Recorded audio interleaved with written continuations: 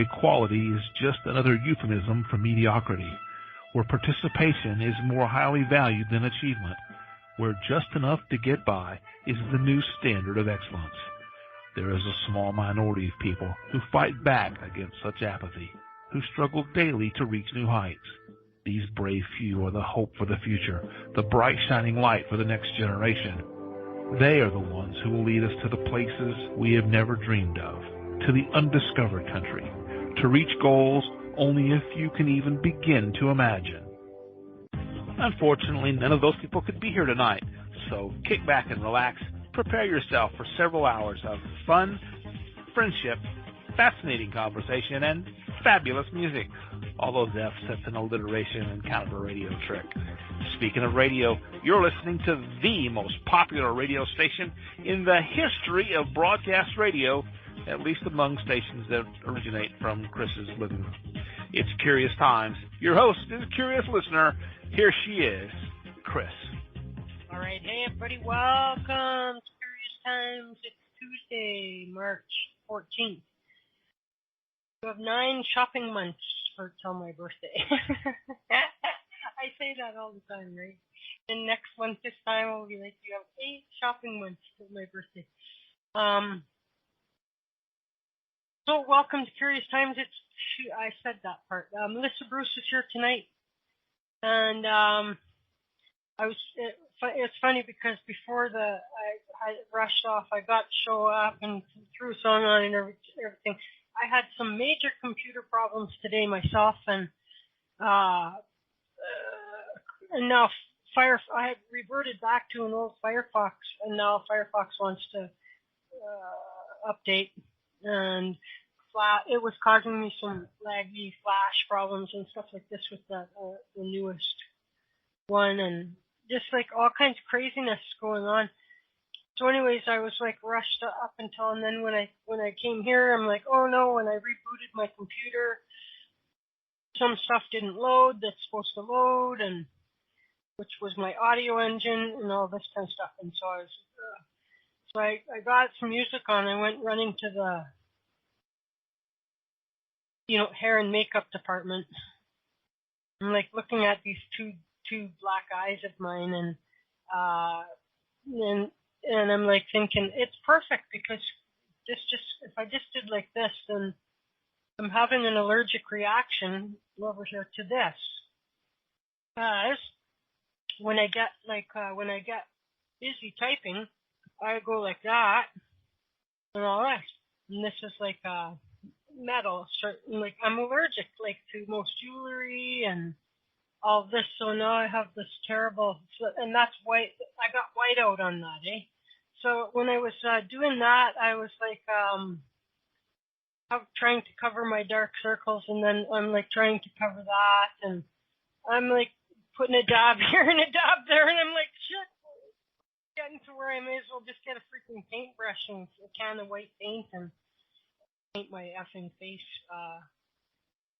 for a show. It was so much easier when it was just radio, you guys. So much easier when it was just radio. And so anyway, okay, I see that Melissa is there. Everybody knows our good friend, the heavy metal psychic, Melissa Bruce. She's an astrologer, a medium, tarot reader. She's a coach and all kinds of other stuff. A wife, a mother, a candlestick maker, something like that. What she really likes to do is help people get their shit together. Those are my words, not hers. She also teaches some online courses and this kind of thing. You'll have to find out. Go to her website at heavymetalpsychic.com. She also hosts a show on Paramania Radio Friday nights at 7 p.m. Eastern called The Heavy Metal Psychic. And this time last month, we didn't put Melissa to work early. We had a little casual birthday show, not even, but just a casual time here for Corrine and Melissa, who share the same birthday, February 15th. So you have 9 months less a day. Wait, 10 months, less a day. Wait, I'm getting so confused. 10 months, less a day. Or something like that. To shopping date. Anyway, shut up, Chris. Okay, let's just go get poor woman on. It's 11 months. 11 months. Yeah, I know. I'm like, it was last month. Like, what is wrong? I knew something was wrong, and I can't even get into the chat room, so I can't even type to you. It's 11 months, Chris. No, I see. Hey, they didn't never call me the brightest, the sharpest tack in the. No, they didn't. They didn't never call me the sharpest tack in the drawer. So, how's things? Besides the computer, I had computer. Please don't somebody effing tell me about Mercury retrograde or something like that. Not even in Mercury retrograde. This just happened. Like right before the show, my computer was fine. I was playing a game. I was on Skype earlier. I had no problems whatsoever. I have Kodi on my computer, and then all of a sudden, you have to have Flash Player. What? I have Flash Player. It's built into Windows 8, which is what I have, right? That was my beef with it, that it was built into Windows 8, and I couldn't get it out. Oh, no, like, not, I mean, you still need, but I mean, it's built into Chrome, which is the browser. And, exactly. Never had a problem with it until right this minute. I've been doing it the same way. I did it the same way last month. I don't get it. And then I tried Internet Explorer, and it kept telling me I wasn't logged in, and I'm like, what the hell is going on here? We're not even in a Mercury retrograde right now. I don't have anything to blame this shenanigans on, which is unfortunate. But no, we're not in Mercury retrograde yet. We won't be in Mercury retrograde until next month, so we might be entering the shadow period of it. This is kind of stupid. No, but it proves my point. There's computer problems around the world every single minute of every single day. That's true. That is true. But is it something stupid like this? Kind of makes me wonder what am I trying to tell me? Am I supposed to slow down, or am I missing something? And most of the time that's okay. But when I am expected to be somewhere at a certain time, then it's not okay for me. I get really frustrated over that. I know that feeling because it's happened to me before. I remember one year it was a Christmas Eve show, and I had organized like back-to-back shows all over the place, and on one of them I was going to go be the guest on Lisa Lamendala's show. And all of a sudden, my computer screen went kaput. I'm like, no way. And because you got to see what you're doing, right? And so I'm like, I figured out a way. I was searching high and low. I could have swore I had an old printer, an old screen somewhere. So anyways, I figured out how to hook the stupid thing up to is an emergency to my TV. It didn't go well because I had to try and balance my keyboard and sit over on the couch, and everything was out of context size-wise. It was not, and I didn't have a proper place for my mouse, and oh my God, it was just awful. You know what I mean? I had to do that for a couple of days, which is I do know what you mean. And I'm not even talking about Mercury retrograde, okay, but these little things happen with electronics or with computers or with whatever. And they happen all the time, especially when something is trying to get your attention. And I have a perfect example of that happened to a non-believer in what I do. This is a man who is an Aries, and he loves to argue, which is why he's one of my people, because I'm an Aquarius, and I love to argue, too. And now that we're older, we don't try and kill each other anymore, which is good. And we were doing a show. He was in my husband's band, and we were doing a show, and he had a chip on his shoulder the moment he got there. I don't know why he had a chip on his shoulder. I don't know what the problem was, but he was just being a little jerk from the time that we arrived. And then they got up on stage to do the show, and his foot pedal for his guitar just wouldn't work. Like, no matter what he did, no matter what chord he used, whatever he did, it would not work. And the whole show was off because you couldn't hear his guitar. And the beauty of my husband's band was there were 3 guitars that did something off from each other to make the whole sound. So if one of those guitars is off, the whole flipping song is off. And he figure it out. He couldn't figure out why it wasn't working. My husband looked at it, couldn't figure it out. My husband can damn near fix anything. When he went home 2 days later, he plugged it in, it worked fine. There was nothing wrong with it. Absolutely nothing wrong with it. And it wasn't him that was having the problem. It was all of them. They all just kind of were in a mood that day. I don't know if they sensed that the show was just going to be bad to begin with, because they opened for LA Guns, and in case you've ever heard of LA Guns, anybody's ever heard of LA Guns, let me tell you that these guys are the biggest burnout divas on the planet. They were just asshats. Seriously. So, and it just went progressively worse after they played. So it wasn't just their set where they had problems on stage and stuff and you couldn't hear them. That kind of sucked. But there was other problems backstage with these other prima donna guys who just really should have stopped. They should have stopped touring a long time ago. I'm sorry to any LA Guns fans, but, you know, I've met actually a few bands on this road of ours. And I'd have to say that I've only met one where they were actually cool guys. The rest of them, they act like you don't even exist. It's really sad. Geez, that's bad, eh? Well, they'll get theirs, you know what I mean? Yeah, no, a lot of them they just don't, they act like you don't exist. Rex Brown from Pantera, I thought he would be one of the coolest guys in the band. Turns out he's just as much of an arrogant prick as you know, the one arrogant prick that you know of that's famous for being that way. Like Lars Ulrich from Metallica. Yeah. He's one of them, too. Just doesn't want to talk to the little people. And that sucks, because the little people that paid their bills. See, if the world would just give me a chance to be a big people, I would be nice to all the little people.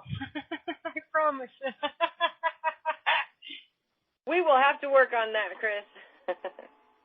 I know, right? So I was thinking, and I don't know, you've been around, you've been doing my show for a couple of years anyways now, hey? I think, yeah. It's been a couple of years, yes. We did it on Blog Talk for a while, for a minute.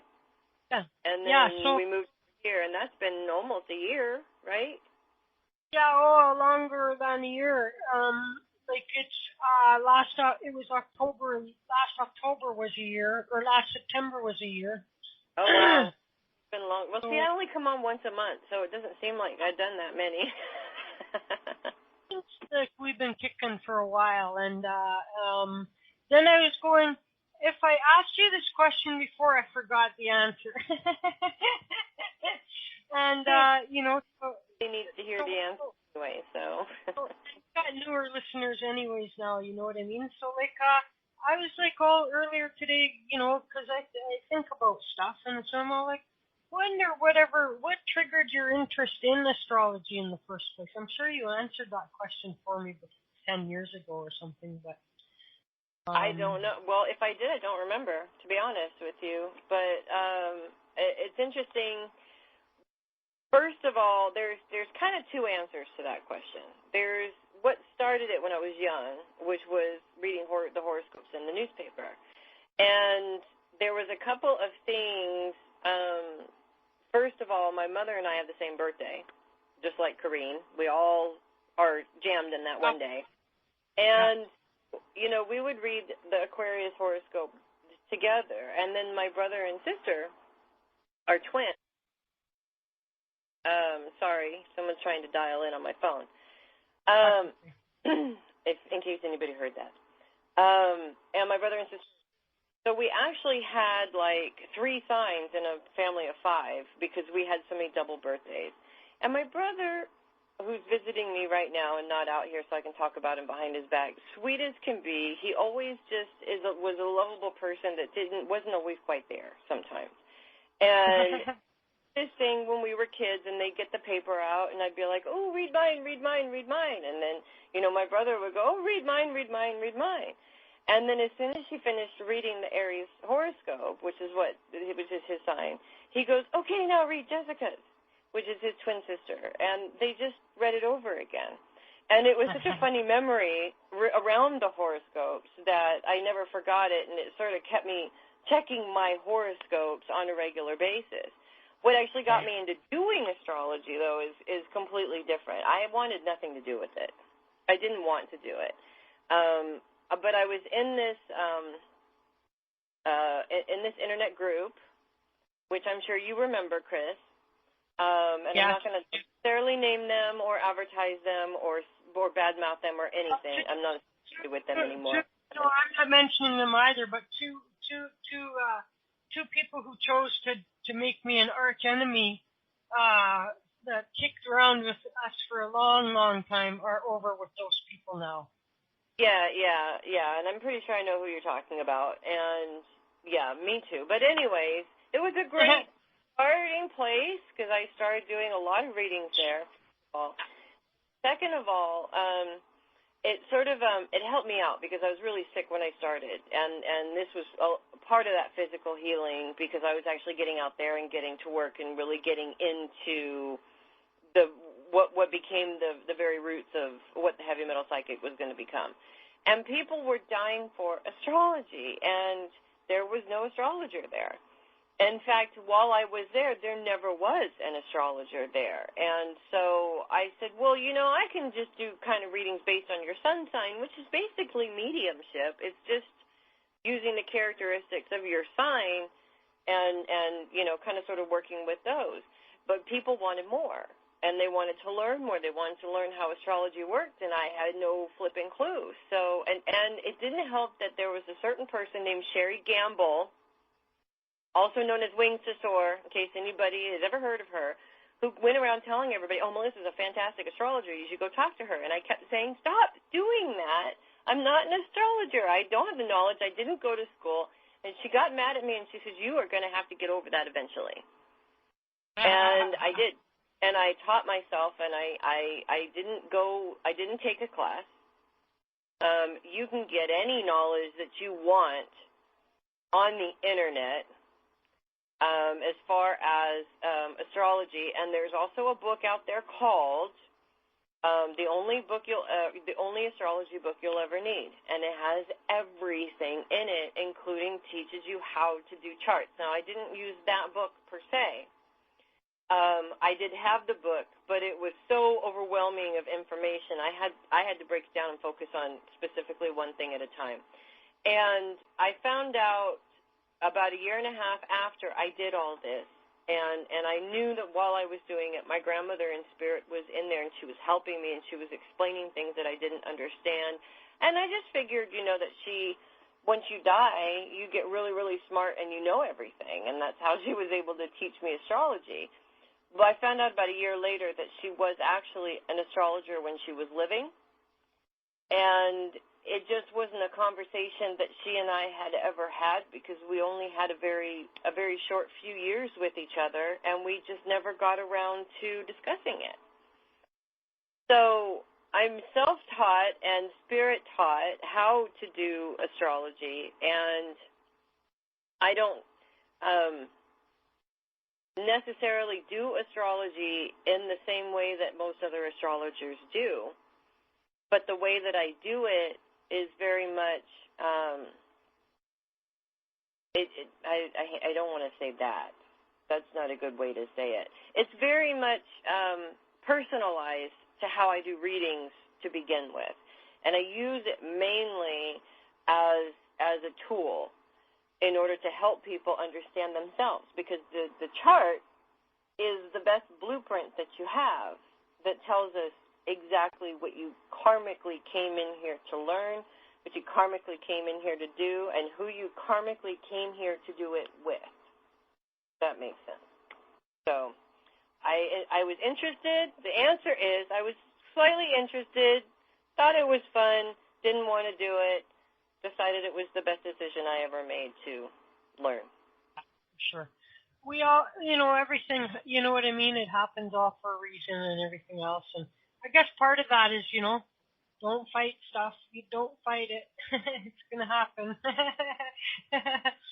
And go You're with a the stubborn flow. human being like I am. You know, I mean, I fight it a lot. I think what I've learned over the years and my wisdom of 40 now is that I'm too tired to fight quite so much. It costs me too much.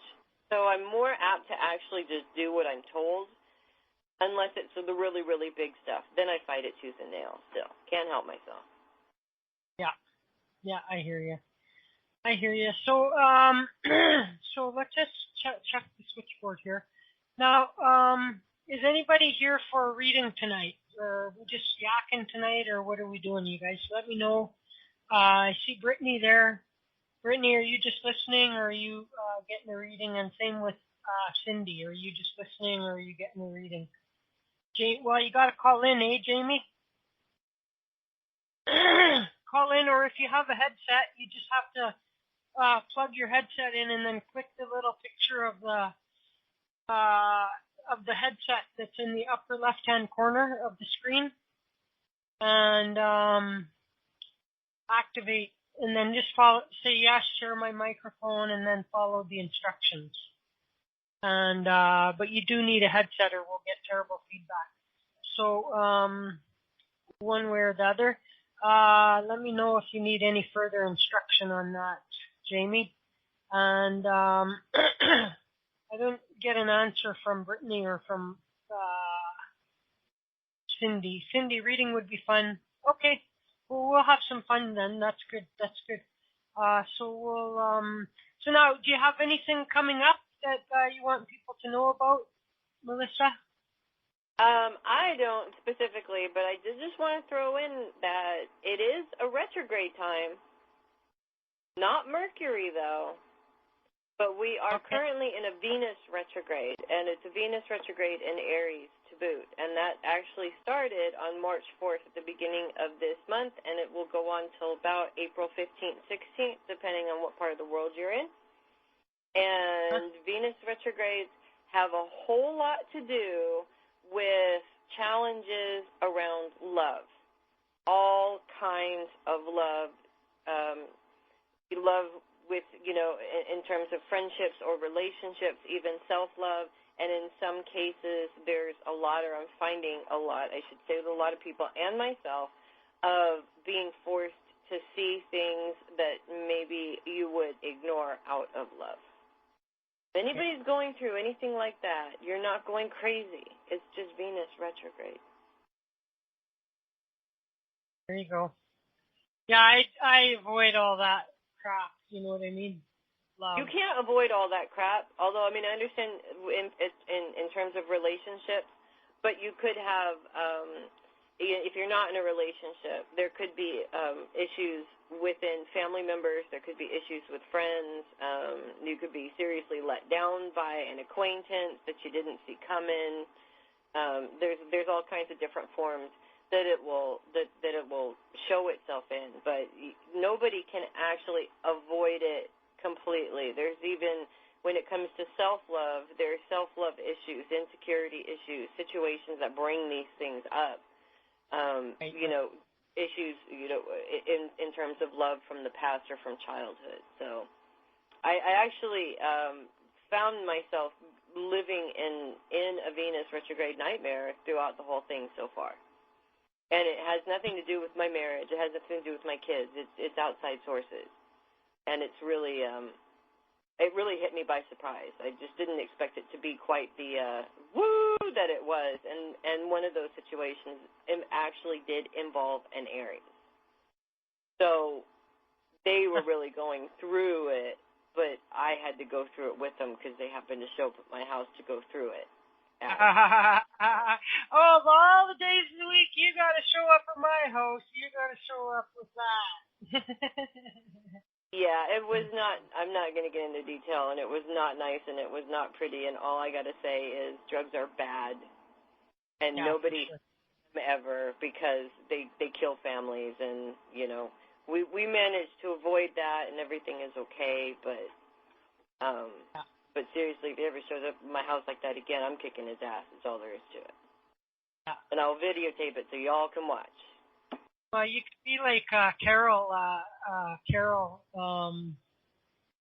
the numerologist. She's like she has some a daughter that struggles with drugs, and this drug dealer jerk shows up at her house. She grabs a freaking cast iron frying pan and whacks the guy. I'm like, don't mess around with Carol. She's about 4'0", but she will whack you. So that makes me think of the frying pan song. You know what I mean?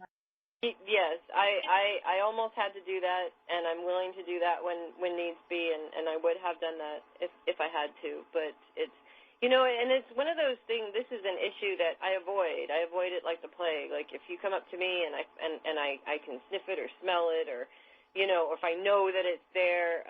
There's a certain type of drug that is rampant out here in California, and if you're on it, I can tell.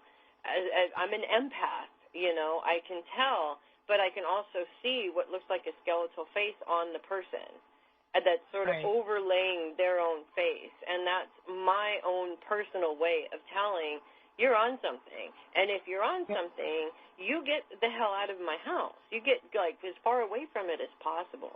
And this was just one of those instances where I could not do that.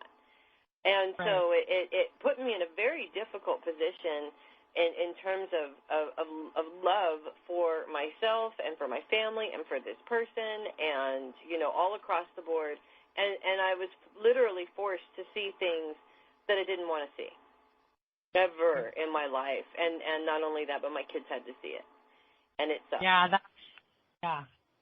Now, the good about that is I don't think he'll ever touch it, ever, because you can't possibly sit there and experience somebody going through that and think that it's a good idea. You just can't. Yeah. So sure. It's one of those again, things. Blinders are ripped off sudden. Again, you have to ask yourself, like, everything happens for a reason, right? And so we may not always get to know the reason. We may not always get to know what else was averted or avoided or, you know, something like that. But, you know, there's some order to this whole situation called life and world, you know? And, there is. And actually we talked about that a lot because he was led here for a reason, to my house for a reason, through all of this, obviously, his family. And he's been doing it and the family didn't know, so now we all know. So now everybody's watching, kind of a thing. And, you know, for him, he was definitely led here more than anywhere else for a reason. As far as what my lesson is, it's a totally different lesson altogether for me. I've had to deal with a lot of things on my own because my husband has this stupid trucking job all of a sudden, and I hate it. And the things that I have to deal with on my own keep getting bigger and bigger and bigger, and I'm like, you know what, all I want to do is just stand in the middle of the room and stomp my feet and say, this freaking sucks. Yeah. Deal with it. I just want to say this freaking sucks. So I'm going to do something that you're not going to like, right? Which is to say, now there's some stuff, you know, whatever that, but, you know, it's like you cannot wait until, you know, why don't you get, like, next time that your husband downloads something or uploads something or fixes something on your, and watch and learn so that you don't have to, because you rely heavily on your computer for what you do. Well, no, I know how to fix a lot of things on my computer. However, I know I have Flash Player, and it wants me to download Flash Player, and that is really, really, really fishy for me. So that's not something that I would do without consulting my IT guy, if you know what I mean. And I can talk to him on the phone. Yeah. I mean, the reality is that with anything like that, as long as you go directly to the Adobe site, you know, you're going to be downloading something safe. And all it's going to do is either update, replace, or what. It's not going to hurt nothing. You know what I mean? And but never ever, of course, click on a link that you know, says, "Oh, go and do it." Go right to their website, and then you're getting. I wouldn't do that. I have actually done things to the computer, and technology is one of those things. It's like car engines. Now, if you want my help through mediumship to figure out what's wrong with that car, I can do that. But if you want me to actually fix it, hold your breath and see whether you die first before it gets fixed. Because I can't. I'm not mathematically inclined like that in my brain in order to understand these types of things. And I don't feel confident enough in myself, because if I screw up my computer, I don't care how many backup computers there are in this house, none of them are mine. They're not set up like mine. They're not comfortable like mine. You know, I have a lot of stuff on here, and I don't want to screw it up. And I've already gone through the loss of everything I ever did from the beginning of my career. Every typed out reading, every horoscope, every article I ever wrote was gone because my husband fixed my computer in haste. So I've already felt that pain. I don't want to feel that pain again, ever. Yeah. Everything is also backed up now because of that. But still, you know, you just never know what could happen. So, yeah, I'm not very confident in that. But, you know, if you need a poem, I'm sure I could type with words. Just not with stuff that plugs into the wall. Yeah, I know. Electronically challenged in the electronic age. That's a tough life to have. It's very tough. It is. Now, luckily, I have kids as backups to my husband, but I still wouldn't. Not before I talk to him first to ask him why this might happen, or if he's ever. Last night I was sitting here minding my own business, as I often do, after the show and everything, and all of a sudden, kaboomy, my internet died, and I'm like, what the? Yeah, I paid the bill. I paid the bill, and so I got onto the phone and called them, and so then Buddy goes, oh, well, I go, how, and then then when you call, it tells, oh, there's a update going on and affecting the following areas, blah, blah, blah, and then I could see that I fell in the geographical area that was getting the firmware updates or whatever the hell it all was. And so, but do you think that all that they would have had to do was say on that message, it's expected to take, because all it said was sometime in the overnight hours. And it went down at my time, 12:30 a.m. And so I'm all like, if they would have just said in the message, like, what's expected to take X amount of time, right? Then that would have saved me having to hold and everything else. So anyways, I get the guy on the phone, and he's like, oh, it's going to take 6 hours. I go, what? Why don't you people give people like a notice? If you're going to be down for 6 hours, don't you know that like, what if I'm a phone sex operator that does all my busy business in the middle of the night? What about that? You just made me go broke. Right. And so anyway, so I taught, and then I asked him a couple other questions, which is that I have this stupid smartphone that I'm too stupid to know how to work, and I told the phone company, since I don't have a data plan, shut down any ability for me to accidentally bump buttons and all, because with that touchpad or whatever, like, it's like anything can get pushed, you know what I mean? You just go to put your stupid phone down, and now all of a sudden, and then go to sleep, and all of a sudden you're on the web for 8 hours or something stupid. I don't know, right? So then I'm finding out that, like, I have this ability through my Shaw internet connection to somehow make this thing work with any Shaw hotspot. And so that would mean that I could, for free, I wouldn't have to have data usage or whatever on this thing. So, and then, anyway, I thought, when it all went down, I went like, what if I go like find a wireless connection or whatever, hey? And so then there was like a wireless connection, and I have nothing on my phone at all. And so I go, I'm going to click on that and see.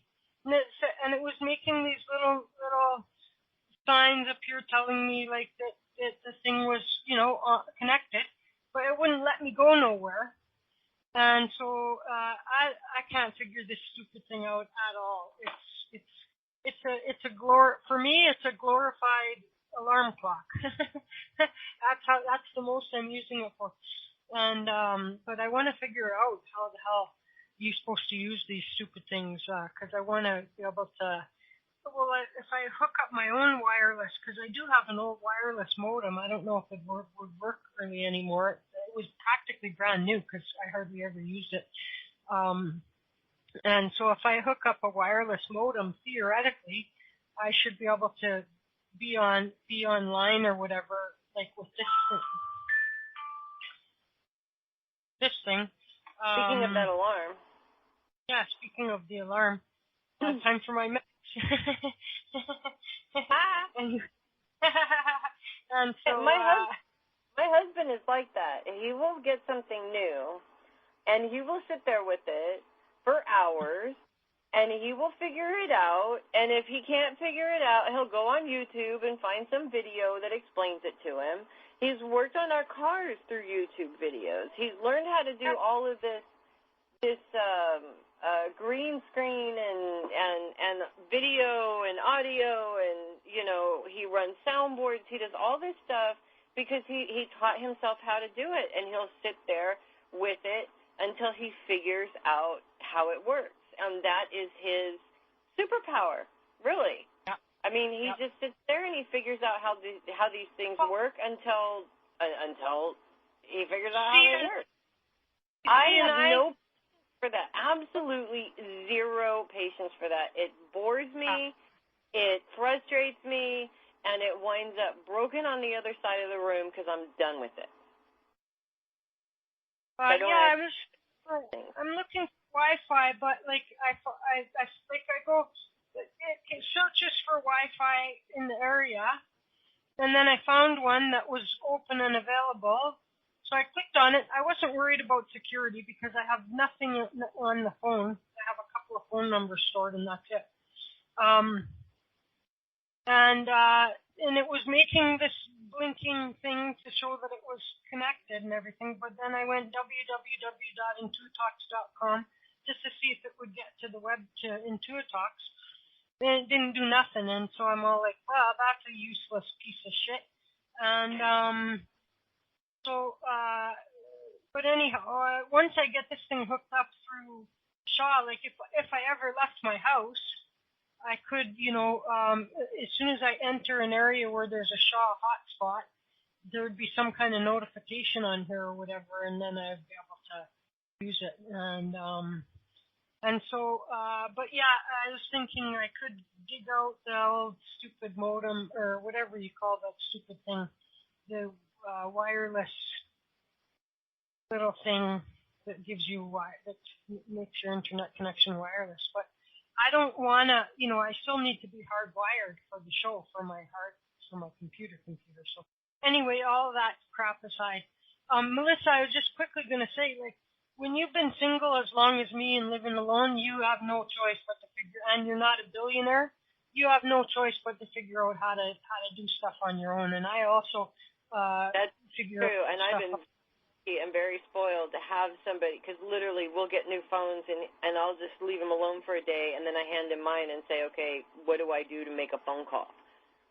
Mm-hmm. That's it. I'm very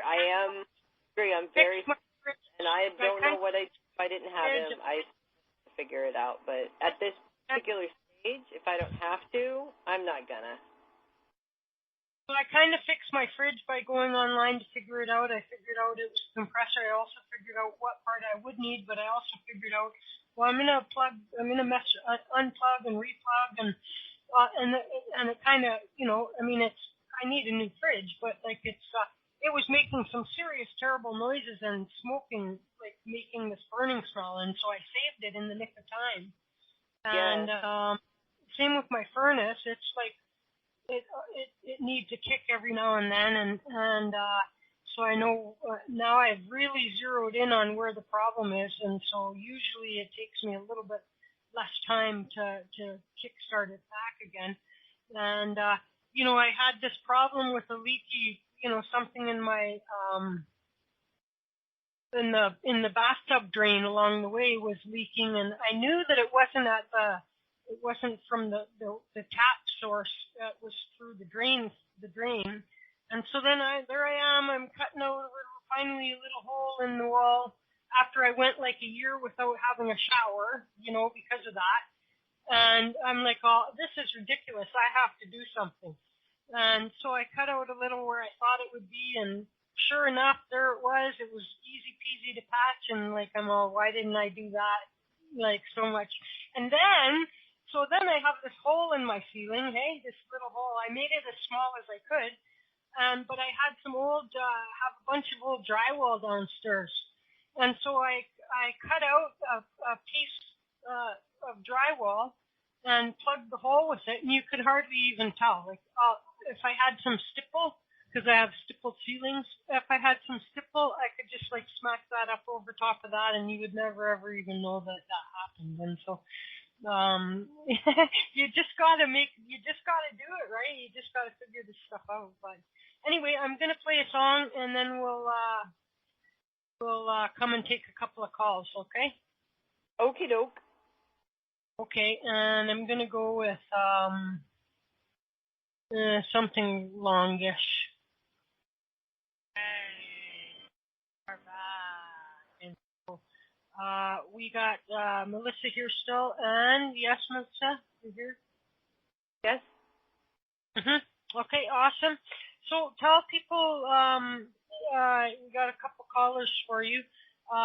Tell people how you work. Like, if you have do you need a specific question, or what do you want to?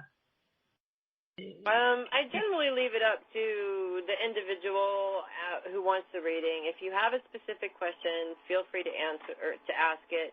If you'd like to keep it to yourself and just see what I get, and then ask it a little towards the end, then you can do that as well. Or if you just want a general reading, that's okay too. I basically leave it up to you guys. If you do have a specific question, though, I prefer that you ask the question and give me no other detail. Right. Don't feed. Melissa's well fed. You know what I mean? You don't need to feed Melissa. And so anyway, we're going to go with Jamie first, and then we're going to go with Cindy. I hope that's okay, Cindy. And so let's go and get Jamie. Hi, Jamie. Hi, Chris. Hi, Melissa. How you doing? Hi, Jamie. Good. I guess I have a specific question. So basically, just kind of been a rough year. My husband's been laid off, and he's been. No. That's what she means. Don't give her any information. Just zero in on the actual question without the background info, if you know what I mean. Okay. I'm sorry. That's okay. Right. I'm here to teach you how to get a reading. Okay. So, okay. rough. Let me guess that your question is, when are they going to pick up and things get a little bit better? Yeah. Okay. See, I'm psychic. I know these things. Okay. Okay, first things first. You said your husband got laid off, but I'm seeing financial problems around you as well that are not from him. Does that make sense? Yes. Okay. All right. So you got a double-decker financial hit there. Okay. First of all, first things first for you. I know you both worry about this. I mean, it's definitely something that should be, worried about, or is something that most people worry about. I have seen that you've come really, really close to quote unquote losing everything, but you haven't quite yet, which is good. You've managed to hold on to things. And your husband's not quite working yet? Mm-hmm. Is he working now? No, he's not. Okay. All right. I do see something actually turning around for him in April. I'm getting April is a big month for him, not just in work, but some other things are going to pick up for him too. Now, I'm not sure what those other things are, only that I feel that they would be like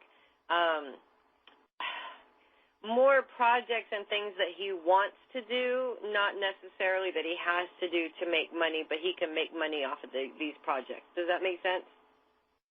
Yes, yes. So things are going to be picking up in a lot of different areas for him. And he's about to be really, really busy. So I want you to, when you're done with this little reading here, I want you to let him know that he might want to get his rest in now for the next 2 weeks, because once April starts, he's not going to be getting any rest at all.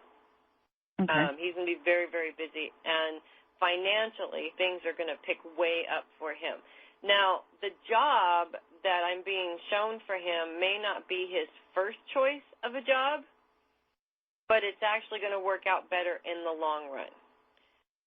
So if he could keep that in mind as well. It may not be, how do I want to say this? It may not be what he's used to doing. Mm-hmm. It might be a little bit different. Okay, because he just had an interview a week and a half ago, and it's something that is actually out of his field, and we're just kind of it's out of state, and it's just we're kind of waiting to hear back.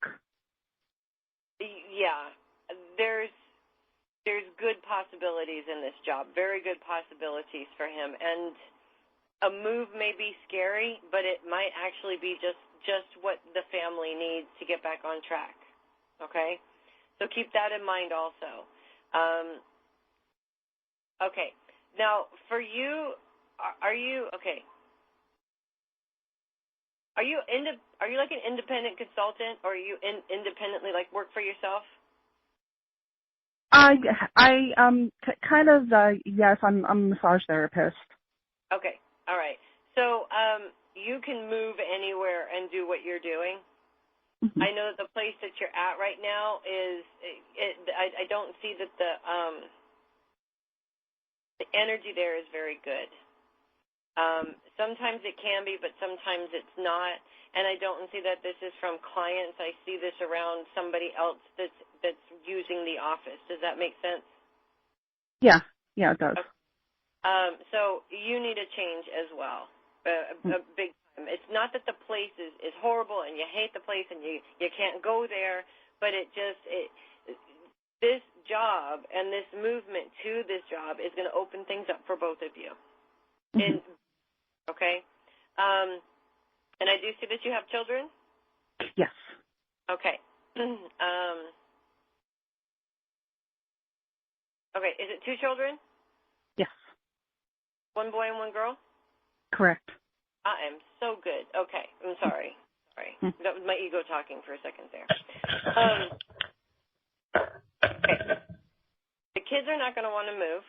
I know they don't want to move, but it's actually going to be really, really good for them to move, specifically for the young man. I don't want to say that he's in trouble or around trouble, but a change of scene wouldn't be a bad idea for him. Does that make sense? Yes, it does. It actually does. And I don't see that he is against moving as much as his sister is, but we understand that because we were young girls once too, and moving is like the end of the world, but she's going to be fine also. Actually, she's really, this job is going to open up a lot of things for you. So you're waiting to hear back. I'm going to say you'll probably get an answer before the beginning of the month. And then ready to move, because things are going to move really fast. Okay, and this is definitely out of state, correct? I do. When you mentioned that particular job, I got a big yes around that. So okay, yeah. Okay, good. Yeah, it'll be an adventure. It'll be really exciting. It's not going to be easy, but once you get adjusted to it, it's you're going to be so glad that you put this rough 6 you. And to be honest with you, I'm also being told to tell you that the reason why it's been so rough is because you've been trying to make this decision to move out of state for a while. Exactly, yeah. And so the universe has just forced you to make that change. You may not want to thank them now, but you'll thank them later. Do you have any other questions? No, that's pretty much it. We've just pretty much we've been waiting for some good news, and I've been, because we were forced to kind of come to this where we're at now and living with family, and we were gonna stay here, but it's just like, yeah, it's not panning out. So always sucks. It always sucks to move back in with family. I don't care how old you are. The older you get, the more it sucks, especially when you got kids. I've been in that situation before, and parents don't change. No.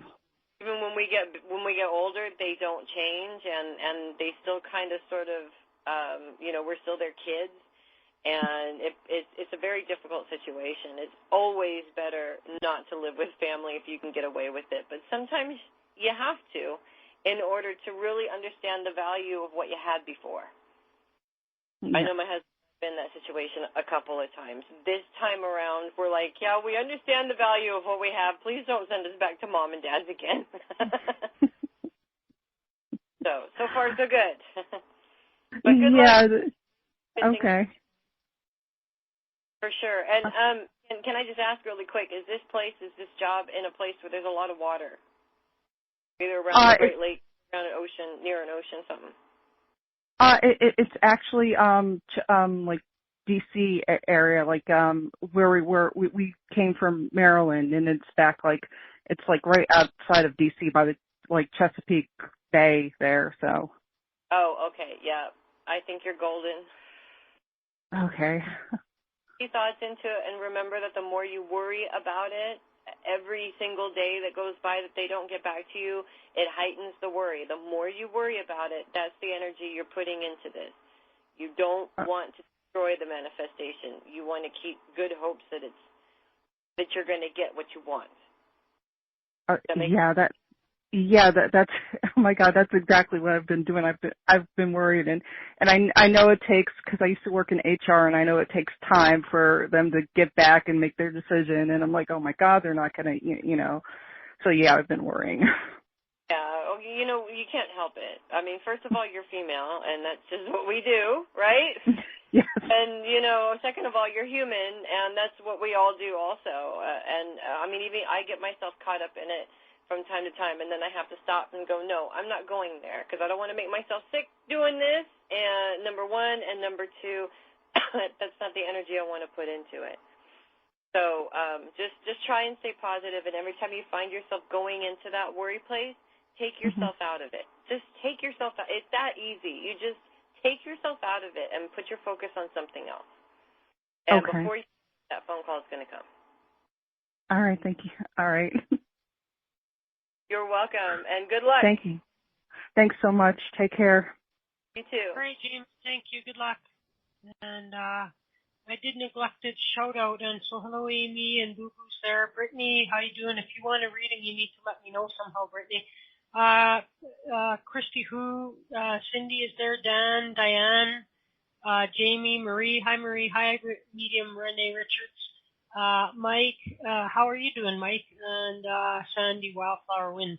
So near as I can tell, we might get out early again, guys, because we got one more reading to do, and looks like that's it. So let us go and get Cindy. Hey, Cindy. Hey, how's it going? Good. How's it going with you? Good. Good. Awesome. Great, actually. Great. Good. Yay! Yeah. No, perfect. Things are great. So it's always when they have a problem. So when somebody comes and says things are great, yay! Yay! Yeah. No problems. Actually, it's everything's been like almost perfect. I mean, people would be jealous if they knew. Okay, now you're not worrying about it all falling apart because it's almost perfect, right? No. No, I'm too old for that stuff. Right? Waste of time. Just a waste. Yeah. Waste of time. And yeah, so it's like been going really, really well. And I followed the dream, so I'm here living it now and let go of all that fear. And so, yeah, it's like perfect. I don't think I could be happier. That's awesome. But, it's like I don't really need, I was telling her I don't really need a reading, but then I thought, oh, it could be fun. And so maybe I have like a whole slew of people on the other side. So any of those that want to come by and say hi. Okay. Well, the first one that's stepping through is a gentleman. I wouldn't say he was very old when he passed. I wouldn't say he was really young either. So maybe about my age, 40s, 50s. Okay.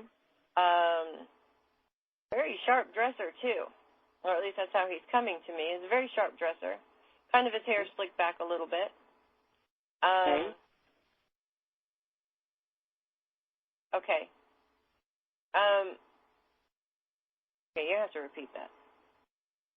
Mm-hmm. Okay. Do you have something, something that's attached to somebody who's passed on your bedroom dresser? Oh gosh, you're asking me that. I don't have a dresser. We live in Key West, and so I have like a closet that I put built-ins in, so I guess that could be a dresser. And I do. Maybe what he's not pointing to is your dresser, but this would be like an antique sort of like a dark cherry wood dresser.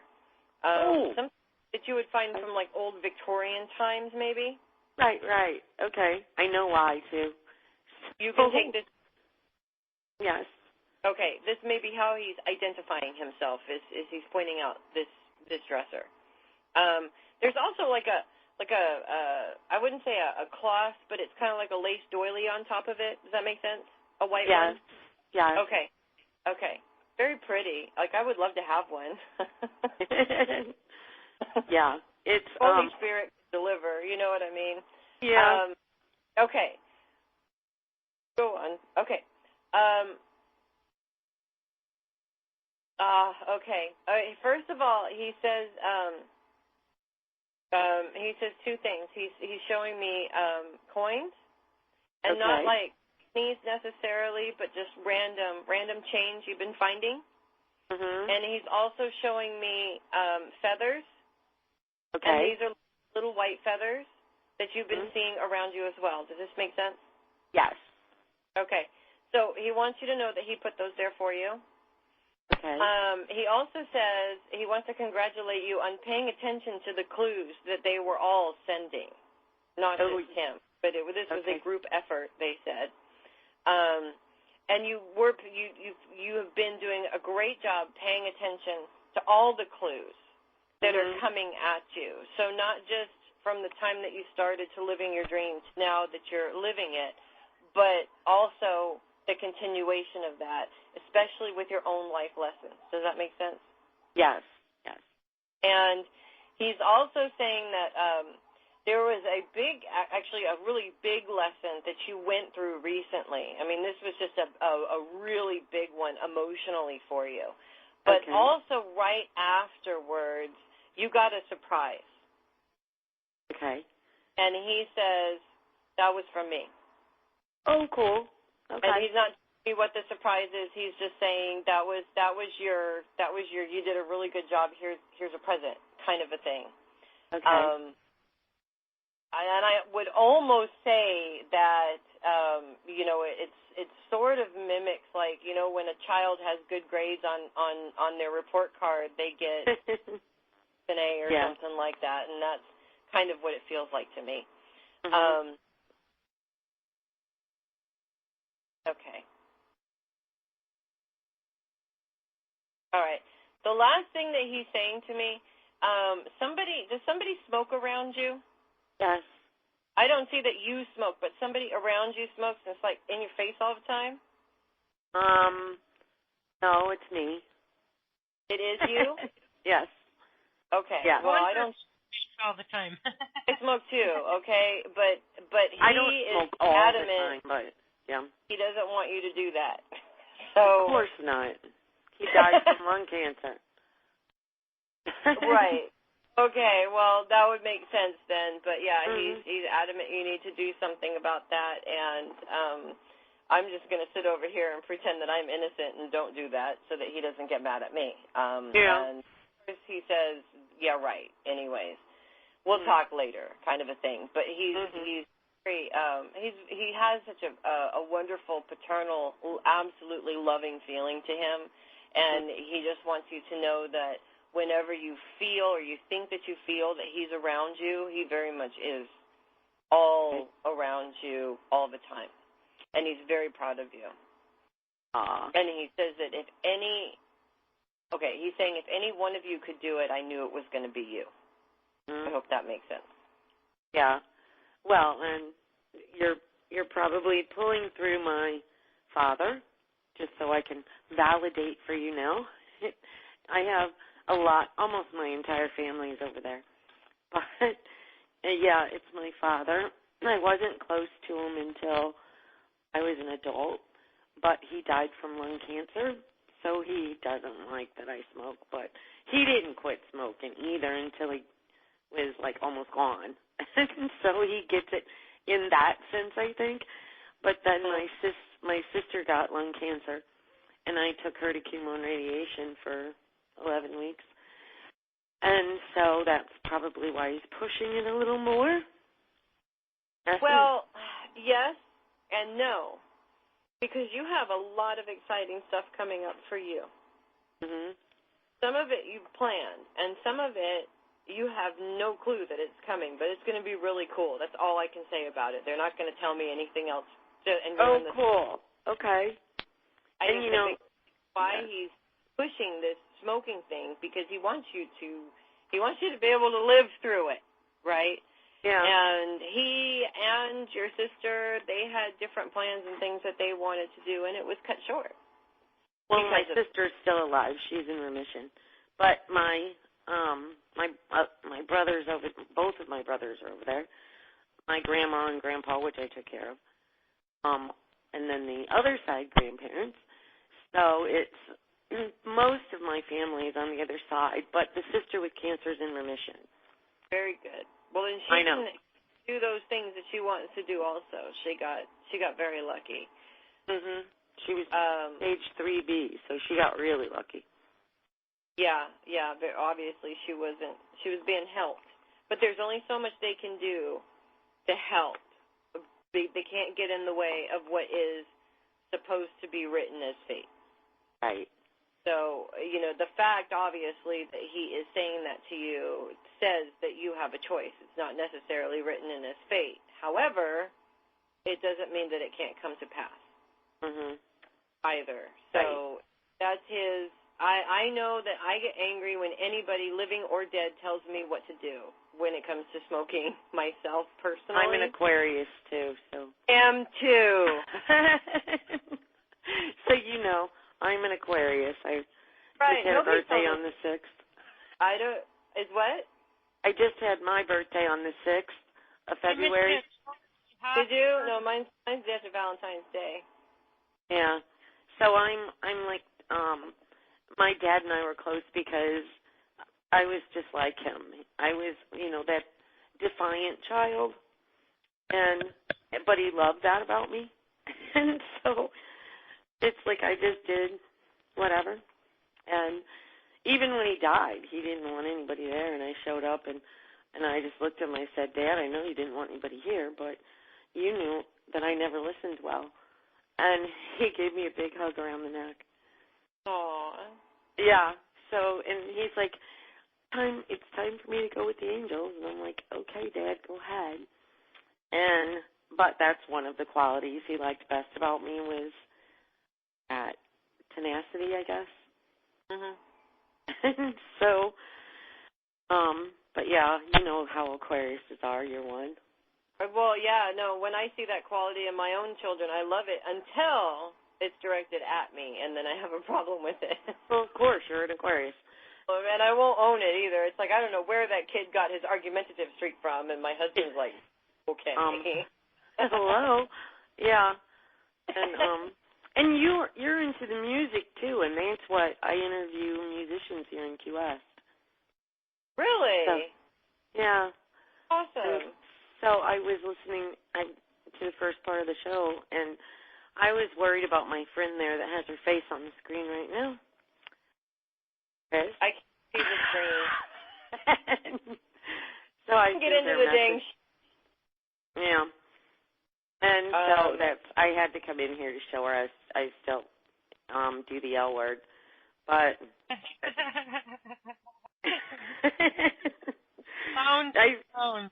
I think she knows that though, because I go in periodically and leave her little messages to check in on her, make sure she's okay. Yeah. So is she a musician? Who? No, I'm talking about Chris. I'm talking about the girl here on the computer screen, Chris. That one. That one. I know who you're talking about. Yeah, Chris doing the show.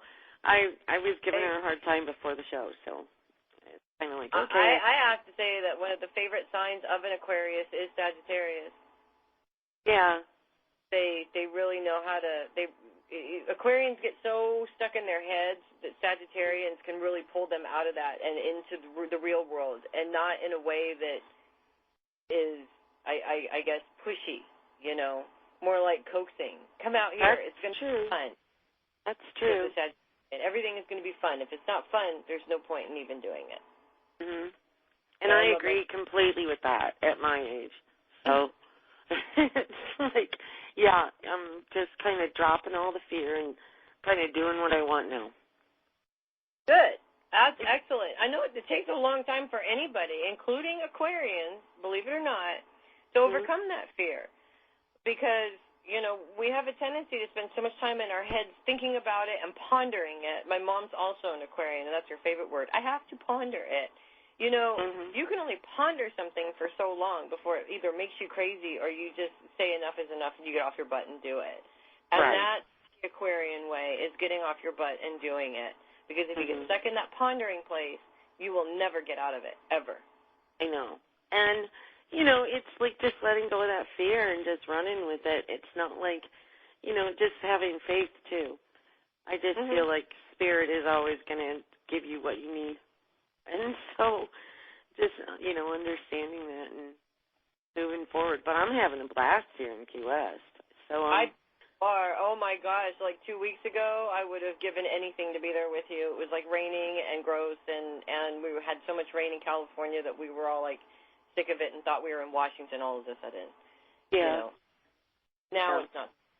It's been real pretty, but we got a little chill down, a cold front coming in tonight. So it's like, I'm going to say in the high 60s, which is cold for us.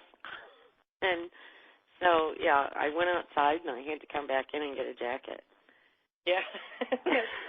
That's considered cold for California, too. Oh, my God. Yeah, it's freezing here, and everybody on the East Coast is like, oh, shut up. Exactly. Because they're getting pounded. I think they're getting pounded right now. The East Coast with snow. Yeah. And I had a girlfriend here for a week. She just left this morning, and she was going not to the East Coast but to the Midwest, and so we were watching the weather really careful. But, yeah, it's like just drop the fear and do what you want to do, otherwise you're going to run out of time. Absolutely. It's true. Absolutely true. See, Aquarians know it. We know it. Yep. Just doing it. We just have to do it. And pretty much, I probably do a lot like what you do. I do ghost hunting, and I do musician interviews. I do a radio show on everybody's most not favorite place, Blog Talk. And so, kind of similar. Well, that's awesome. I didn't know that I had a twin that lived in Key West, all the way on the other side of the world, not the world, the country. Yeah. And that's cool. We're just going to have to get together and do some radio shows. Yeah. I gotta say, I don't know if you guys have heard of this or not, but there was just a movie released recently on the 3rd of March called The Shack. And the author of The Shack was on my show, and that was really interesting. It's a really controversial movie because it's The Shack. I'm not going to give it away, but The Shack is like a place where God shows up, but God is this black woman, And so it's like this whole story about how we're all supposed to love each other and, all that kind of stuff. But it had some really good points in it that hit a note with most people. But, of course, a lot of people are having a problem with the fact that he had God portrayed as a black woman. And right. Well.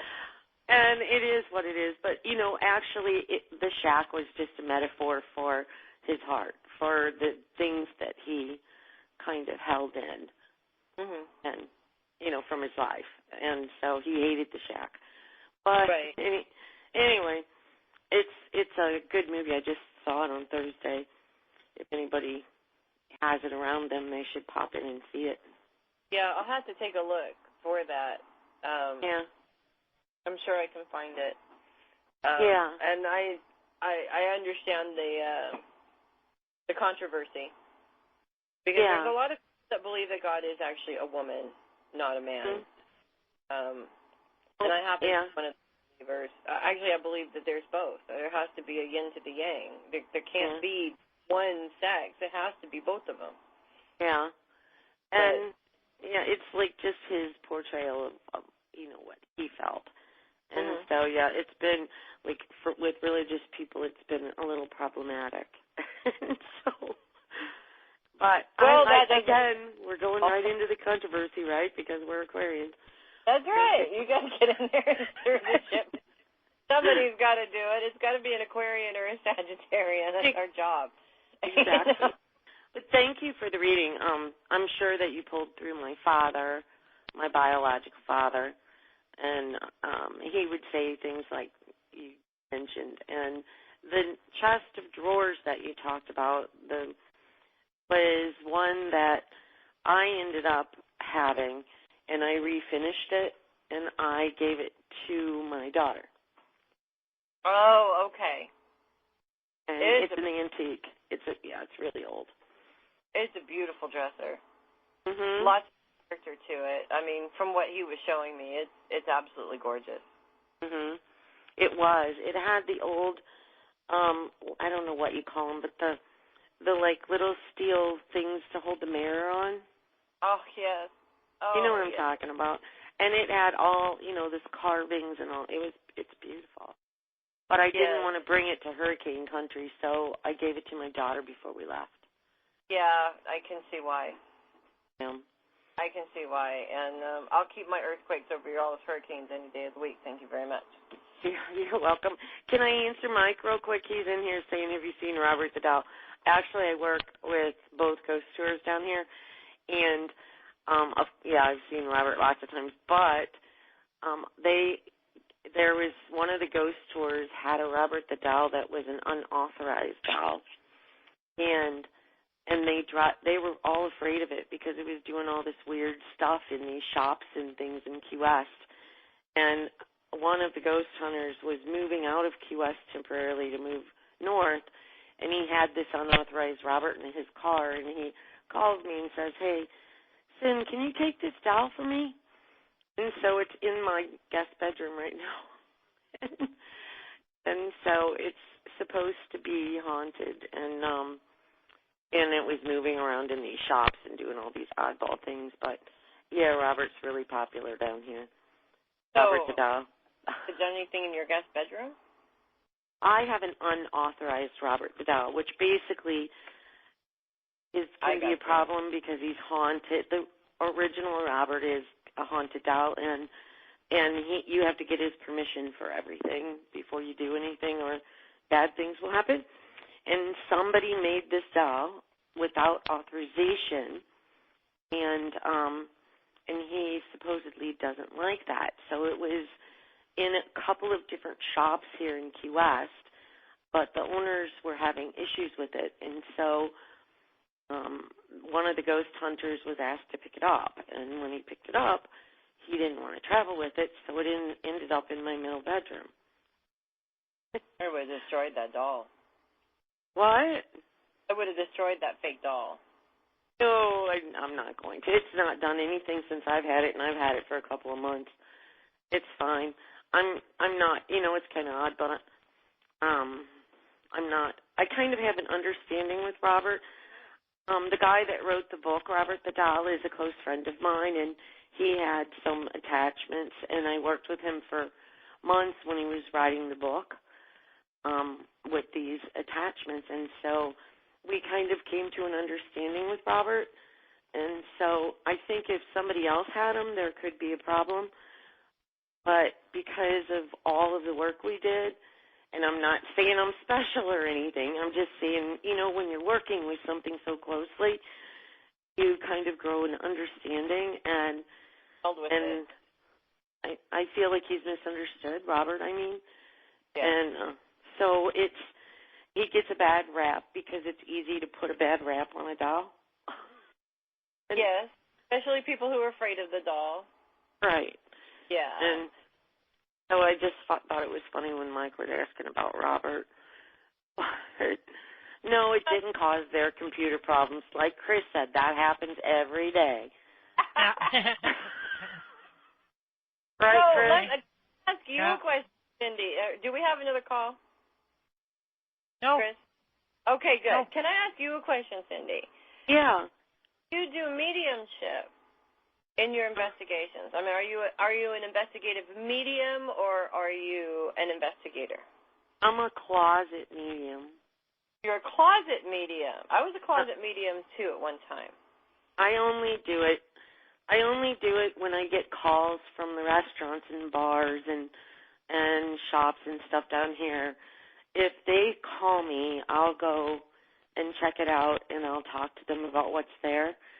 And sometimes private homes, especially in Key West, it's like a really historical town, so a lot of the restaurants or bars have either rooms or houses, it's partially a house upstairs, or, upstairs might be something else, and the bottom is a place where people live. And so sometimes I'll do those private places too. But they're starting a new ghost tour in Islamorada, so I went to Islamorada to check out the places there that they wanted to add to the ghost tour. So I don't know, I don't call myself a medium, but it seems like I've been doing a lot more down here since it's such a historical town. I've always been pulled to go there, and I actually want to do a U.S. tour, the Heavy Metal Psychic U.S. tour, and go and do parties and investigations and such, and basically work my way around the country while I'm doing it. And Definitely. It's so hard to do that here, and I'll tell you why. It's a party town. It's a 2x4 island with a lot of buildings crammed into that little space, and most of the buildings are used 24/7, and so to be able to go in and do an investigation, you have to get the owner's permission, which is very, very difficult to do. Yeah. And so most of the time, like I got a call from Lily T's, and I went in there at like 8 o'clock in the morning because they're a restaurant bar, and so they're going to open up 7 days a week. And they can't close the doors for an investigation. Right. And nor do you want an investigation at closing time after there's been a bunch of drunk people in there. The energy's off to begin with. Right. And there's not really a closing time. You're talking 4 a.m., and then they have to clean. And so, it's not – and then they're going to reopen most of them are going to reopen for, like, what you might call brunch time, right before lunch. And so it's so hard. I mean, although there are a few places, like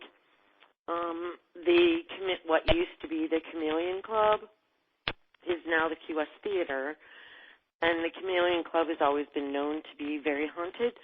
Although I will tell you, I've been in both of them before they were even what they are now. The Chameleon Club, and then across the street was the old Masonic Lodge. And the Masonic Lodge, to me, is more haunted than the Chameleon Club, which has the big reputation. And right. So, it's like everybody... I can see these places ahead, and I'm like, Masonic Lodge is active. Yeah, really the Masonic Lodge is really active. it's just like where Robert used to be. He was in the artist house. And so one of the guys that runs the tours down here invited me to the artist house, and he knows the person that runs it, which is now a bed and breakfast. And he said, "Hey, Cindy, go up in the attic and tell me what you feel." And that's where Robert was. And so I went up, and I felt nothing. But then I went into the turrets, and the turrets were active. So I'm finding it strange that all of the places that have the reputations because people spread the word, well, that's where Robert was. Well, Robert was in both places. He was in the turret and in the attic. And so, but people don't know the whole stories behind all of these places, if you know what I'm saying. It's like they know what you're saying, what the rumors and the tales over the years have been. And so it's but it is extremely hard to get anybody to allow you to do an investigation. Most of the time, we did one at the oldest house in Key West during the day. No, it was like late afternoon, but they let us do one there. But they let one of the ghost tours come in and bring in stuff and do it. They would not let outside people do it, and here's why. There was one place that was going to do a TV show, and they were going to do an investigation, and they were rude, and they were not careful, and now, that goes around a little 2x4 Island very quickly. And so, yeah, they won't let people in. Was this a famous TV show? Was it that what? we all know? You were kind of in and out. Say that again. I said, is this a famous TV show that everybody's heard of? I honestly don't watch them, and so I don't remember the name of the show, but it was one where they were taping an investigation crew that was going into different places around, the United States, and there was an investigation crew that came here and sat it up with the oldest house, and the oldest house let them come in, and between the way they acted so rudely towards the creator, the people that work there, along with not being careful and not obeying, what not to do. And so they're not going to let strangers in anymore. They'll let the investigation crews that are here go in, but they won't let strangers go in. Right, which is totally understandable. If it's a show that I'm thinking of, where there's three guys basically that do the show, and then they have their whole camera crew. Oh, I know. I think I know who you're talking about, but I don't think it was that one because there were some women involved in this one that were kind of running the show. And right. Those guys yeah. are rude.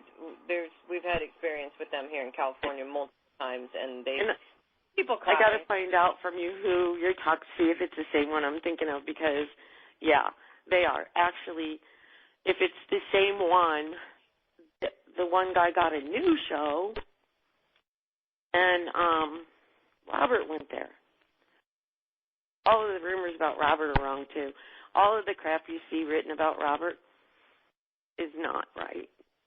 Right. And so, here we just laugh at it when we read the articles because we know what's true and what's not true.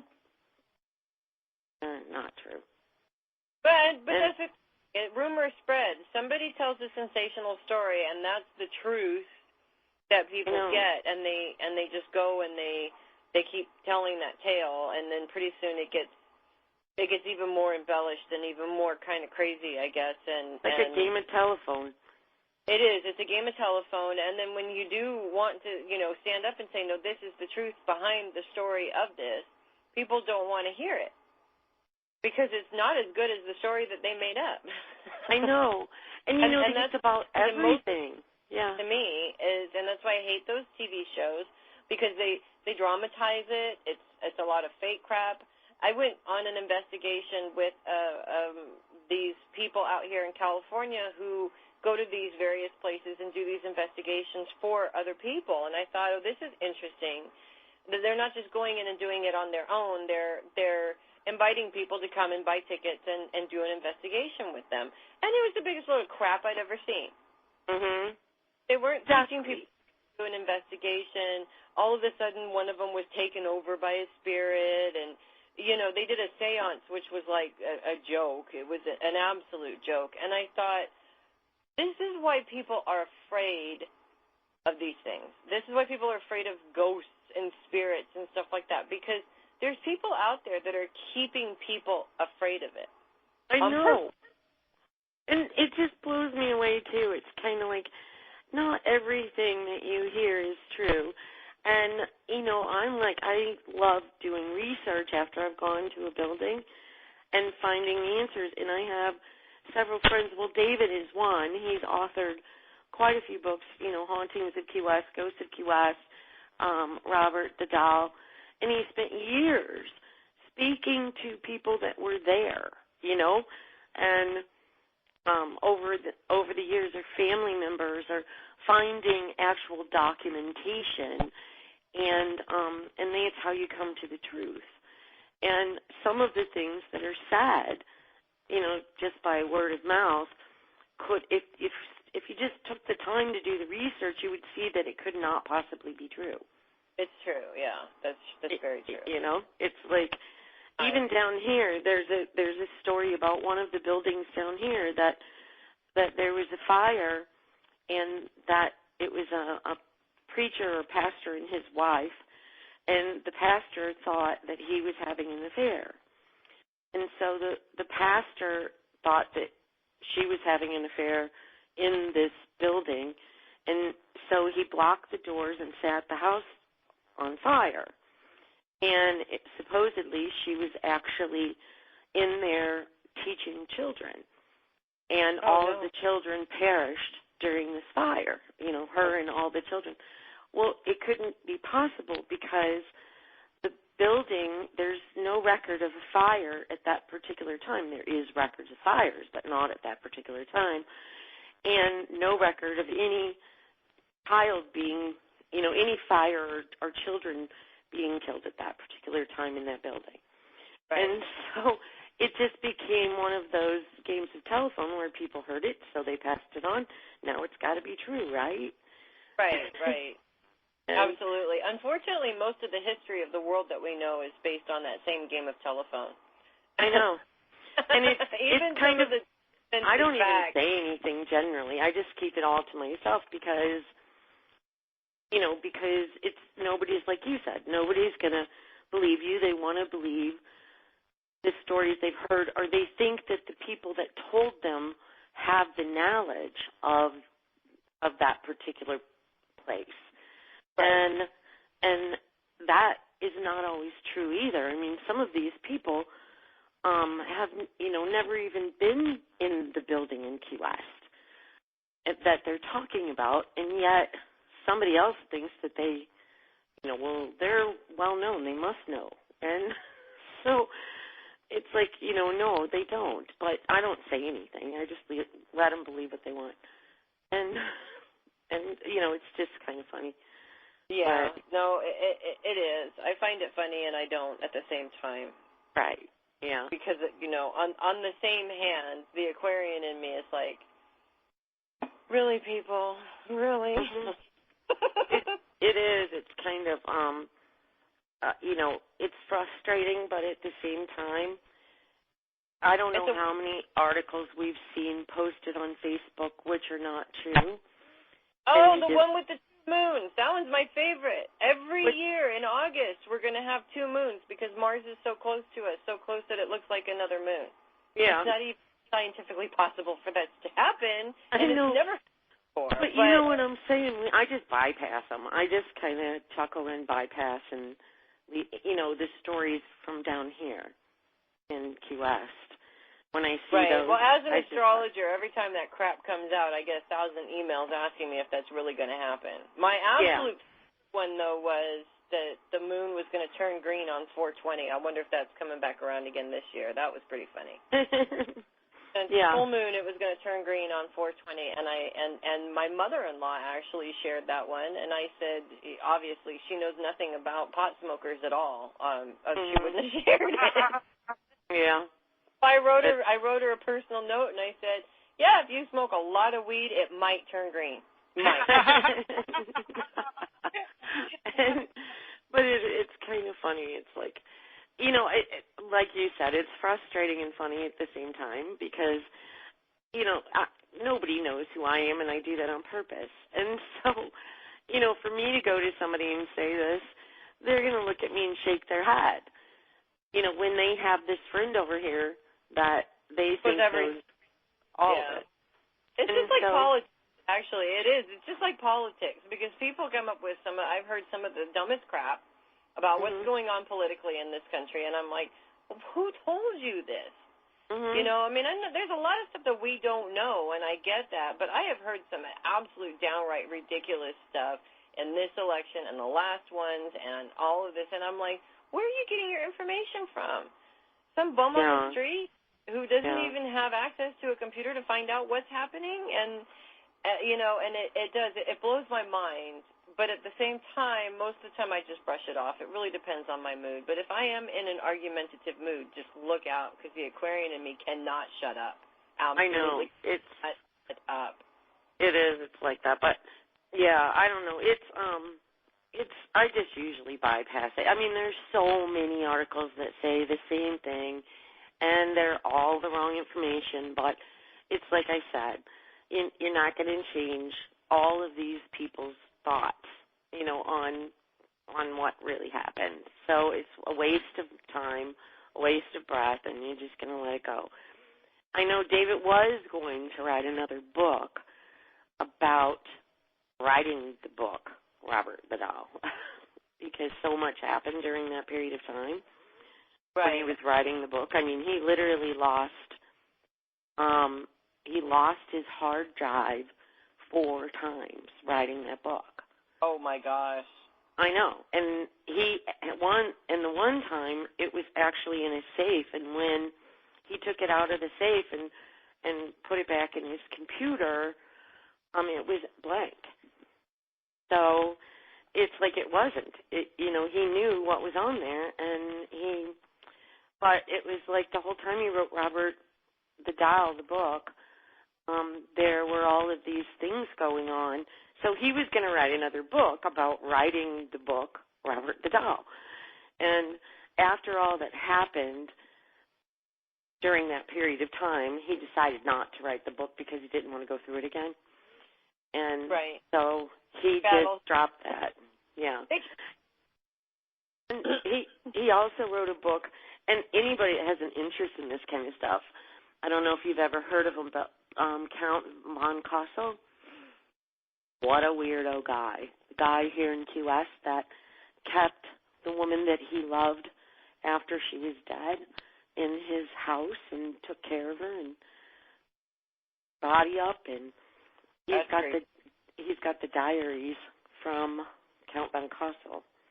Wow. And so he wrote the book, and it's a very interesting but gory kind of, story. Yeah, for sure. Yeah, but it's like whatever.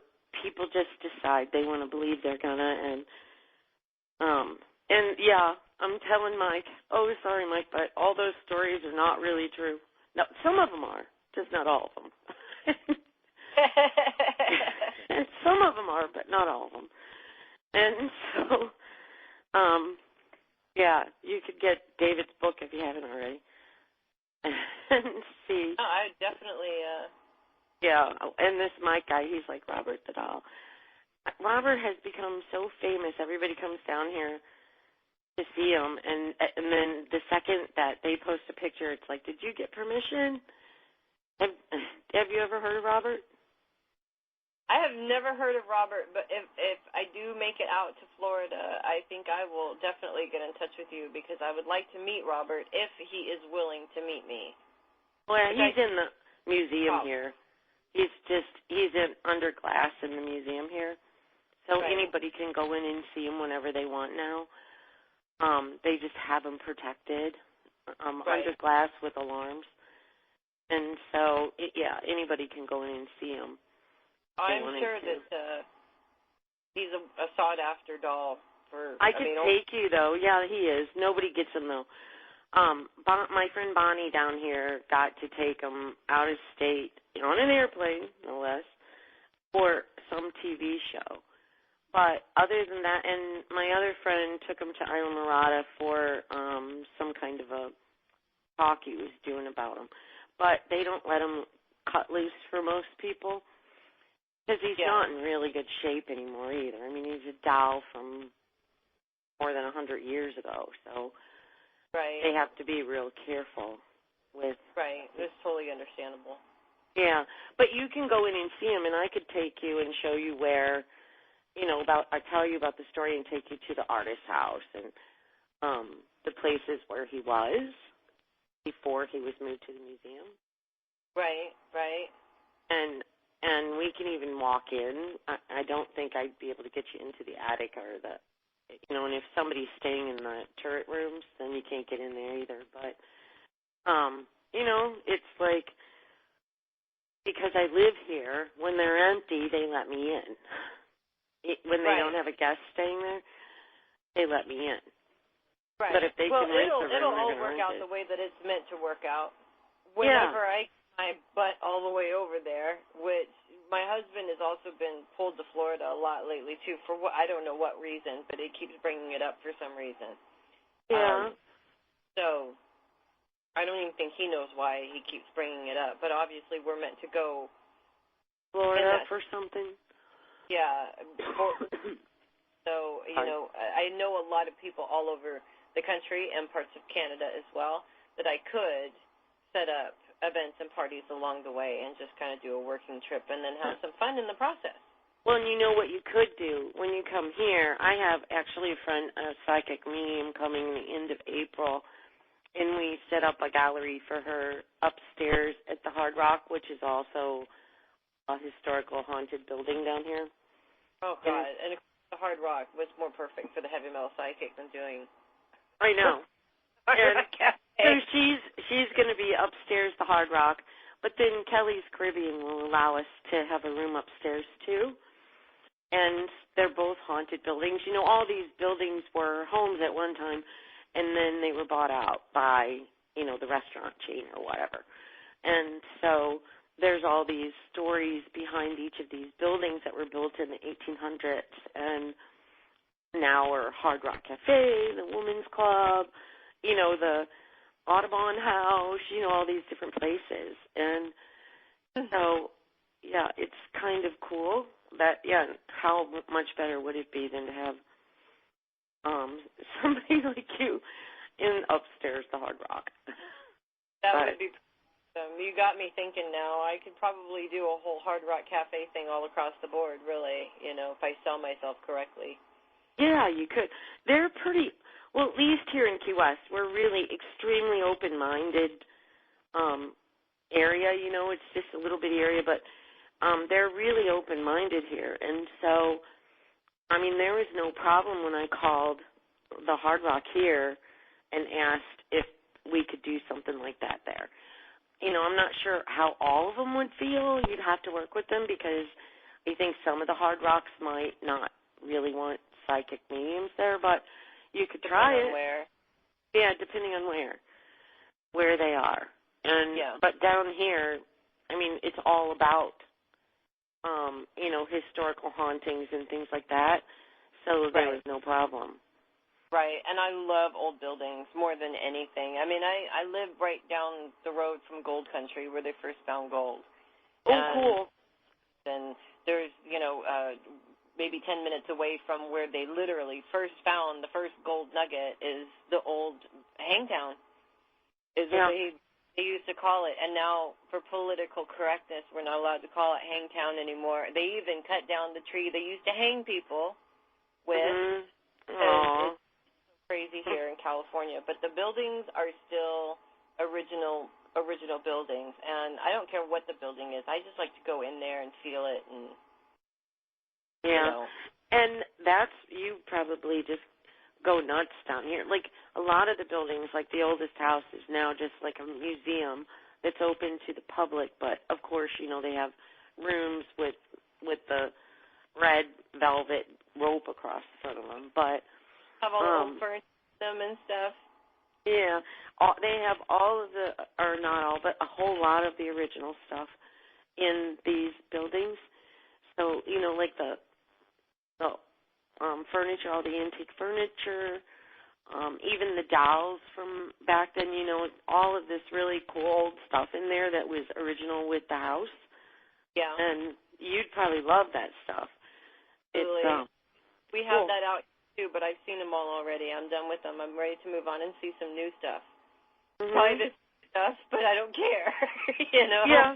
And you'd probably just, like I said, go nuts down here because you can't walk, 2 foot without coming across another historical building. And even there's an absolutely gorgeous church down here that has,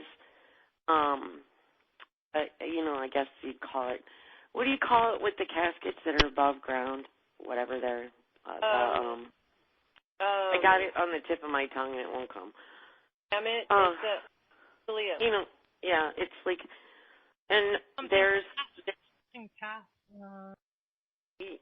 can't think of it, and I'll think of it when I'm not trying, but. It's called a mausoleum. Yeah, in the back of the church. And then there's actually somebody buried underneath the pulpit that they preach from, or the, whatever you call it. The altar thingy, yes. Yeah, there's somebody buried under there. And because Key West is known as the Isle of Bones because of numerous reasons. One was the Native Americans were here, and there were like thousands of people that were killed, and their bones were just left on the beaches and stuff. And then we had a really bad hurricane, and even the graveyards were brought up, and the caskets were floating down the streets, the bodies were falling out, and there were thousands of people that died. And again, all of the bones were left behind. And so, when you're walking on the ground in Key West, you're basically walking on bones. So it's called the Isle of Bones. That's kind of crazy. I know. And so there's all of this history about Key West people don't really know, but it's kind of spooky and interesting at the same time. Right. And so, yeah. And you'd probably love it here.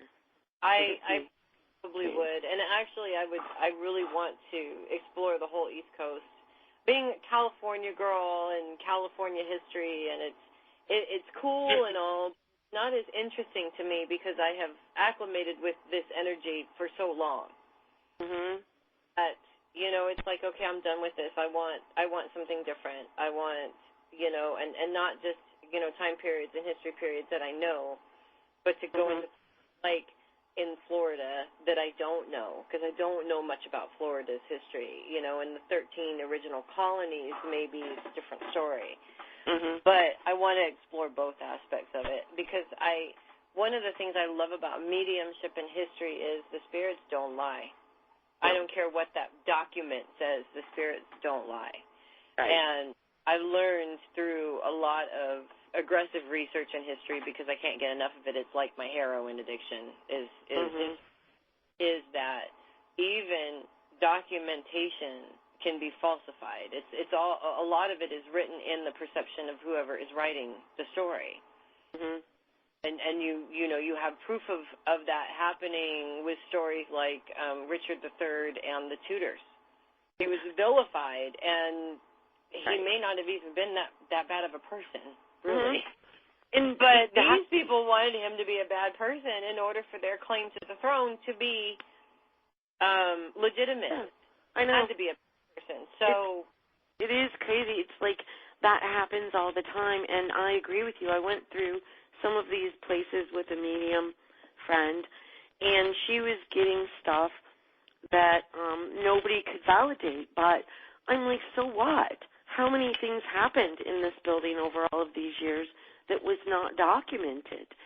Right. Believe what you're getting.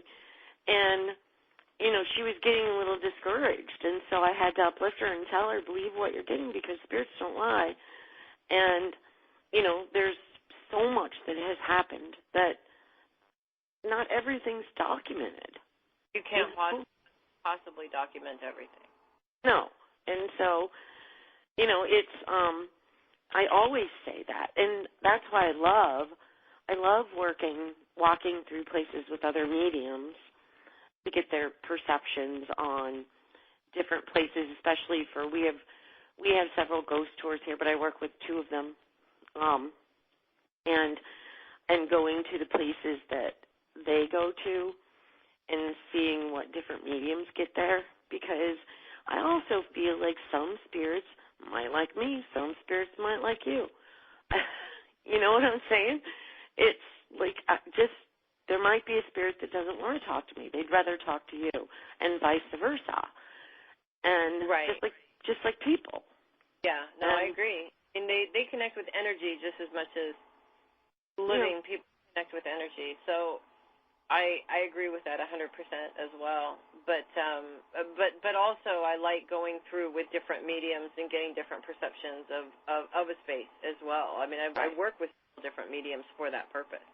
Yeah. When we do our ghost hunts and an empath, so that we can, not work together, but come in afterwards and kind of sort of see if we got something similar, to the other one, but we're not actually going through together at the same time, if that makes sense. Yeah. And he's still in there, Mike's in there making fun of Robert. Okay, you're asking for it. But no, actually, Key West doesn't consider themselves Florida, even though they are. Sorry, but we're 90 miles from Cuba. And we're like calling it. Yeah. It's like we're 90 miles from Cuba, and I don't know how many miles are we. We're like 4 hours from mainland, from Miami. 4 hours. We're way closer to Cuba. And we don't go by the same laws that Florida goes by in the sense of cities. Fantasy Fest, people walk around here naked. It's just like a lot looser. Yeah. And stuff. So we actually did try to leave the United States at one point, and then they were gonna leave and then ask for money. And so it was all over them putting up like a roadblock to keep the tourism from coming in because they were afraid there'd be too many alien people, people coming in that are not United States citizens, and there weren't. There were hardly any. So because we weren't getting tourism, this was, but back in the years back, they said, okay, we're seceding from the United States and we want $1 billion or something. And so they finally took the roadblock down. Wow. There's all of these wild stories with Key West, but Key West is really different, and you have to be different to live here. Well, that's cool. I like that. And I'm really different, although I don't know if I'd want to live there, but I definitely like to visit. It sounds like very cool place. Out. But I think we should give Chris her show back, probably. I mean, you guys actually gave some entertainment because we've been out of here half an hour ago, so it's good. Very good. So tell Cindy does her show on Broken Talk Radio on, I guess, Tuesdays, hey? I guess I missed another one. Yeah, Tuesday. That's all right. I miss yours all the time. Well, I never come on there anymore at all, except for whenever I producing or helping out Renee for her shows. I just don't. It's not even open. Out of sight, out of mind. You know what I mean? Yeah. Out of sight, out of mind. So, And thank you, Chris, thank for you. letting me take over your show. No, hey, remember I put out a call a long time ago, and all kinds of people said, "Oh, yeah, me in the new year, in the new year, in the new year," and to do guest interviewer. So come and interview one of my regular guests, because how many times can I interview the same person? You know what I mean? Mm-hmm. And so you should do that one time. Come and be the just guest. did, didn't I? No. No. I thought we interviewed each other. Pretty much, I think so. No, you had a conversation. Is what happened to. And Are so, you okay, Chris? How's life, Chris? How's Okay, life? I'll talk to you later. I'm not putting you on the spot. Anyway. Well, it was wonderful to meet you. Thank you very much. You too. You too. Thank you. Okay, so you can catch Melissa, the heavy metal psychic, at Paramania Radio Friday night, 7 p.m. Eastern. You know, I only come on this show just because you say the heavy metal psychic like 10 times. I can't even not do it that way. You know what I mean? It just doesn't even seem right Or anymore. that. Use it for audio somewhere else. Yeah. And so that's Fridays. You can find her website, heavymetalpsychic.com, and look on Facebook for Heavy Metal Psychic. So we're back Thursday, you guys, with Jen Young. Thank you so much, Melissa. Through all the technical difficulties, it would have been so easy for you to say, sorry, I can't do it tonight. My computer's broken, and so I appreciate that. And you are. I'm not a quitter, but thank you for having me again. And I will see you guys. I will hopefully see you guys next month. But I do have to say, Chris, at the end of this month, I'm getting an upgrade on my teeth, which means more teeth out. So I may not be able to make it, depending on whether or not my teeth fit right, because it's really hard to talk when your teeth are moving around in your head. Okay. And mine will be. So I will let you know. But yeah, do the best. Do whatever you need, and just let me know, and we'll figure it out. You know what I mean? And good luck with that. So, thank you. We'll see you back here on Wednesday and Thursday night. And thanks so much for coming. We're out in 3, 2, 1. Thanks, Melissa. Thanks, Cindy. Thank you.